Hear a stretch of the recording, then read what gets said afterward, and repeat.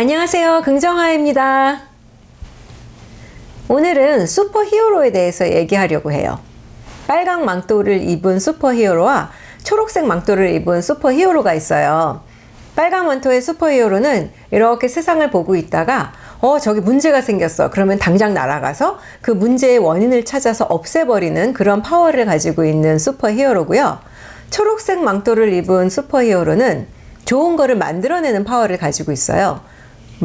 가능성, 하모니, 기회 이런 거를 찾아내서 실현시킬 수 있는 그런 파워를 가지고 있는 거죠. 예를 들면 이런 거예요. 기아라든지 가난 이런 이슈가 있을 때 빨강 망토를 입은 슈퍼히어로 같은 경우에는 그 기아나 가난의 원인을 찾아내서 그 문제를 없애버리려고 하는 해결 방식을 택하고요. 초록 망토를 입은 슈퍼히어로 같은 경우에는 농장을 더 많이 만든다든지 대체 식량을 개발한다든지 하는 식으로 문제를 해결하려는 그런 접근 방식을 가지고 있는 거예요. 여러분 같으면 문제를 없애버리는 빨간 망토를 원하시겠어요? 아니면 좋은 거를 만들어내는 초록 망토를 원하실 것 같아요? 물론 둘 다 원하시죠. 저도 그래요. 사실 인간이 번영하기 위해서 그리고 더 잘 살고 만족스러운 삶을 살기 위해서는 이 두 가지가 당연히 다 필요하다라고 하죠. 그래서 양면 망토를 입으라 그래요. 한쪽은 빨간색, 한쪽은 초록색으로 된 이 망토를 가지고 상황에 따라서 어떤 때는 빨간색 망토를 입고 또 어떤 때는 초록색 망토를 입으면서 삶을 헤쳐가게 되어 있다. 이렇게 이야기를 해요. 말하자면 빨간 망토는 인류의 생존과 좀 더 관계가 깊고 초록색 망토는 인류의 번영과 관계가 깊다라고 이야기하는데요. 사실 생존이 없으면 번영을 할 수도 없는 거고 또 번영이 없이 생존만 하는 것도 별다른 의미가 없겠죠. 긍정심리학이 나오기 전까지 심리학의 거의 대부분은 빨간 망토를 입은 접근법을 썼대요. 예를 들면 우울증이나 조현병 이런 것들을 어떻게 하면 고칠 수 있을까 그 원인을 찾아내서 해결하려고 거의 대부분의 심리학이 연구를 그런 쪽으로 한 거죠. 그런데 긍정심리학은 아니 정신적으로 병이 없더라도 일반적인 사람이 어떻게 하면 더 잘 살 수 있고 더 번영할 수 있는가 이런 걸 한번 연구해보자 하면서 출발을 하게 된 거래요. 사실 우리가 이 두 가지 망토를 번갈아 가면서 잘 쓰고 있다라고 생각을 하지만 실제로는 빨간 망토를 훨씬 더 자주 그리고 오랫동안 입고 있다라는 거죠. 이게 어찌 보면 당연한 게 세상을 이렇게 봤을 때는 문제점이 산재해 있잖아요. 그리고 우리 인류의 DNA가 이런 문제점들을 해결하면서 진화를 해왔기 때문에 빨간 망토를 자주 입게 된다라는 이야기를 하고요. 또 사회적으로 봤을 때는 저게 나빠 할 때는 여러 사람들이 굉장히 쉽게 동의를 할 수 있는데 이게 좋아 하는 문제에 대해서는 정말 의견이 분분하고 하나로 쉽게 동의가 이루어지지 않는다는 얘기예요. 생각해보면 뭔가가 나쁘다고 했을 때 모든 사람들이 동의를 쉽게 해가지고 큰 힘을 낼 수는 있는데 뭔가 여러 사람들을 만족시키는 어떤 건설적인 거를 만들어내는 거는 정말 힘들다 하는 것을 알 수 있을 것 같아요.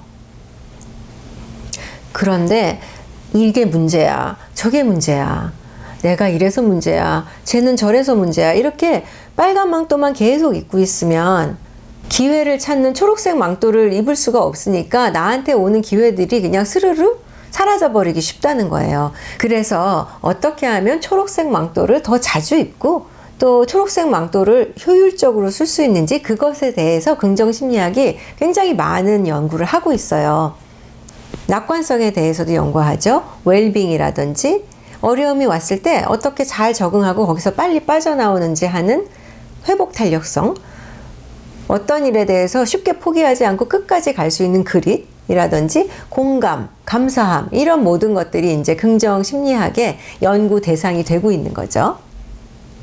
빨강 망토, 초록 망토에 관련해서 두 가지 엑서사이즈를 한번 해보라고 하는데요. 첫 번째는 가장 최근에 내가 빨간 망토를 입었을 때가 언제였는지 그리고 그 상황에서 내가 초록색 망토를 입었다면 어땠을까? 라는 거에 대해서 한번 생각해 보는 거예요.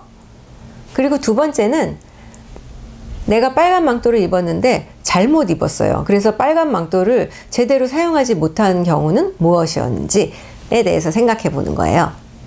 저 같은 경우는 운전을 할 때 왜 그렇게 빨간 망토만 입고서 운전을 했는지 끼어드는 사람이 있잖아요. 그러면 그건 무조건 문제로 제가 바라본 거예요. 끼어드는 사람은 이꼬르 이기적인 사람, 이꼬르 무례한 사람, 이렇게 문제를 보고서 그거를 해결하는 방법으로 절대 안 끼워줬죠. 그렇게 운전을 하다 보면 당연히 아시겠지만 얼마나 스트레스를 받겠어요. 바보같이. 그래서 어느 날 아니다. 이제 내가 무조건 양보를 해야겠다. 끼어드는 사람이 어떤 상황이 되더라도 무조건 끼워주자. 이렇게 생각을 했죠. 처음에는 양보하는 거가 쉽지 않았어요. 왜냐면 나의 합리적인 어떤 판단, 무례한 행동이라는 그 판단을 바꾸는 게 제일 어려운 거예요. 그래도 이것은 나의 웰빙을 위해서 내가 해야겠다. 나는 지금 음악을 즐기고 있는 순간이야. 뭐 이런 식으로 생각하면서 계속해서 무조건 양보를 했죠. 그랬더니 한 몇 개월 지나니까 차선 양보라는 단어 자체가 제 머릿속에서 사라져 버렸어요. 요즘에는 정말 그냥 목적지까지 잘 갔다가 집까지 잘 돌아오는 아주 행복한 운전 생활을 하고 있어서 이것이 초록망토를 입은 성공 사례로 제가 소개하고 싶어요. 그리고 빨간 망토를 쓰긴 썼는데 제대로 사용하지 못하는 케이스를 저는 잔소리가 정말 가장 대표적인 예라고 생각을 해요. 당연히 긍정은 무조건 좋아, 부정은 무조건 나빠, 이렇게 이분법적인 사고를 하면은 절대 안 되겠죠. 때로는 어떤 사람한테 긍정적인 거, 예를 들면 시리얼 킬러, 이 사람한테 긍정적인 감정을 주는 일이 얼마나 끔찍한 일이에요. 또 중요한 일을 하기 위해서는 때로는 자기의 긍정적인 감정, 그것을 포기해야 될 때도 있잖아요. 이런 식으로 빨간 망토를 입는 일, 그리고 초록색 망토를 입는 일은 다 균형 감각이 필요한, 밸런스를 잡는 것이 가장 중요한 일이라고 이야기를 하고 있어요.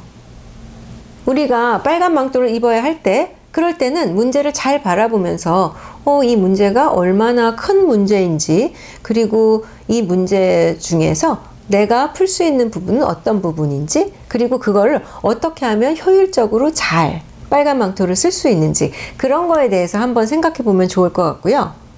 그리고 무엇보다도 되도록이면 자주 초록색 망토를 입고 또 효율적으로 이 초록색 망토를 활용하면서 우리의 웰빙을 증진시키면서 만족스럽게 살아가면 너무너무 좋을 것 같아요. 여러분들도 새해에는 정말 초록색 망토 잘 입고 멋지게 입고 효율적으로 사용하시기를 제가 기원할게요.